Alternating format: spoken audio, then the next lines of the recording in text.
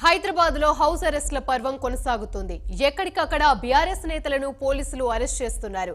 అరికపూడి గాంధీ ఇంటికి బయలుదేరడానికి సిద్ధంగా ఉన్న నేతలను ఇప్పటికే పోలీసులు హౌస్ అరెస్ట్ చేశారు.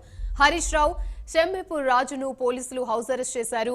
బోయిన్పల్లిలో మాజీ మంత్రి మల్లారెడ్డి, ఎమ్మెల్యే మర్రి రాజశేఖర్ రెడ్డిని వారి నివాసంలో పోలీసులు గృహ నిర్బంధించారు. ఇక దానం నాగేందర్ ను కూడా పోలీసులు హౌస్ అరెస్ట్ చేశారు. కూకట్పల్లిలో మాధవరం కృష్ణారావు, వెస్ట్ మారేడ్పల్లిలోని తలసాని శ్రీనివాస్ యాదవ్, ఉప్పల్లో corporator, GHMC standing committee member Bannala Geetha Praveen ముదిరాజును హౌస్ అరెస్ట్ చేశారు.